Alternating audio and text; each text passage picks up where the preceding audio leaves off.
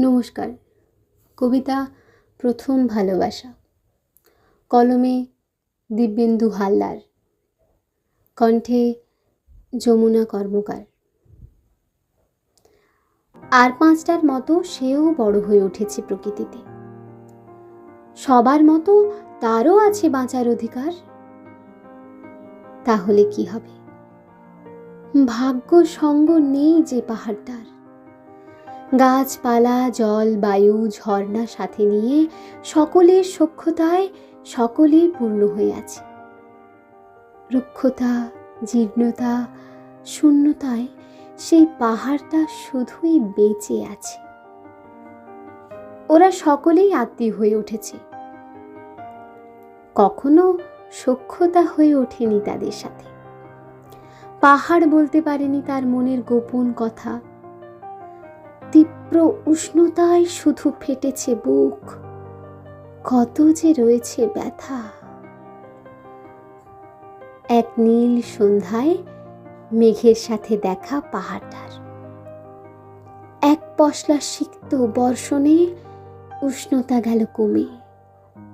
পাহাড়টা বুঝতে পারে আর্দ্র শীতল স্পর্শ। ধীরে ধীরে তাদের সখ্যতা উঠল জমে। পাহাড়টা মনের কথা বলার সাথে পেল, হালকা করল নিজের ব্যথা।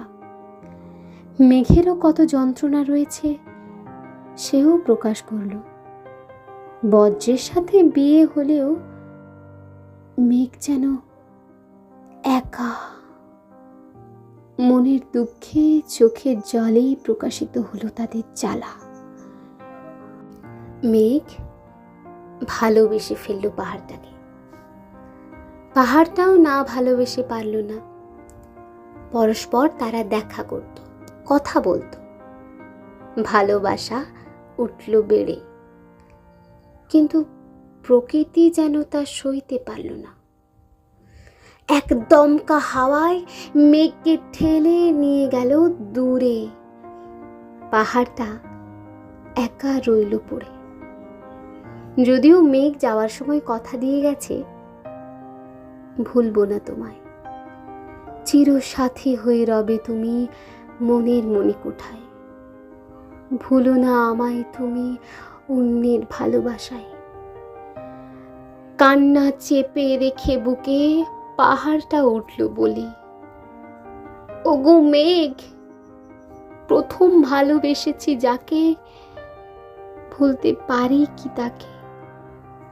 প্রকৃতি শুধু জানে কি আছে তাদের নিয়তিতে। শুধু মনে প্রশ্ন জাগে, তাদের কি মিলন হবে? নমস্কার।